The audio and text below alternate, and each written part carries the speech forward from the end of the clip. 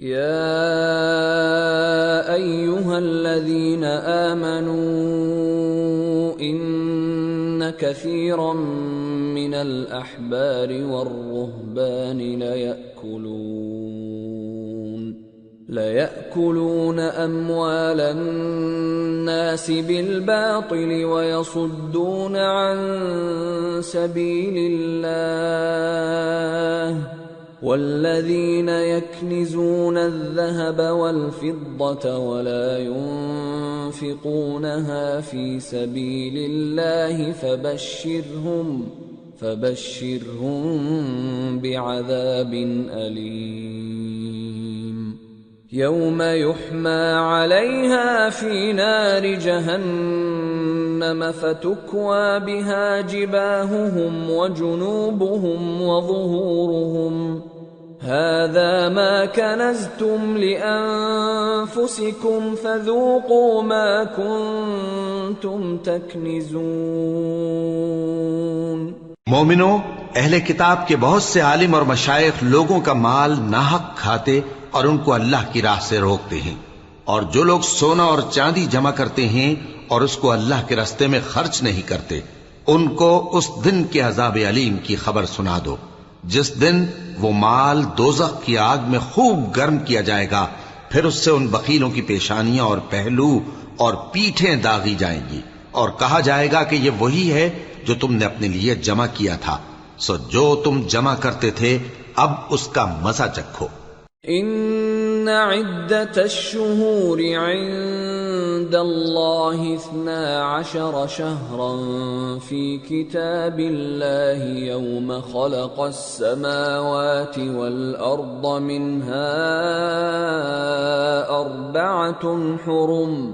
ذلك الدین القیم فلا تظلموا فيهن أنفسكم وقاتلوا المشركين كافة كما يقاتلونكم كافة واعلموا أن الله مع المتقين۔ اللہ کے نزدیک مہینے گنتی میں 12 ہیں، اس روز سے کہ اس نے آسمان اور زمین کو پیدا کیا۔ اللہ کی کتاب میں سال کے 12 مہینے لکھے ہوئے ہیں، ان میں سے 4 مہینے ادب کے ہیں، یہی دین کا سیدھا رستہ ہے۔ تو ان مہینوں میں قتال ناحق سے اپنے آپ پر ظلم نہ کرنا، اور تم سب کے سب مشرکوں سے لڑو جیسے وہ سب کے سب تم سے لڑتے ہیں، اور جان رکھو کہ اللہ پرہیزگاروں کے ساتھ ہے۔ انما النسیء زیادة فی الكفر يضل به الذين كفروا يحلونه عاما ويحرمونه عاما ليواطئوا عدة ما حرم الله فيحلوا ما حرم الله زين لهم سوء أعمالهم واللہ لا يهدي القوم الكافرین۔ ادب کے کسی مہینے کو ہٹا کر آگے پیچھے کر دینا کفر میں بڑھ جانا ہے، اس سے کافر گمراہی میں پڑے رہتے ہیں، ایک سال تو اس کو حلال سمجھ لیتے ہیں اور دوسرے سال حرام، تاکہ ادب کے مہینوں کی جو اللہ نے مقرر کیے ہیں گنتی پوری کر لیں، اور جو اللہ نے منع کیا ہے اس کو جائز کر لیں۔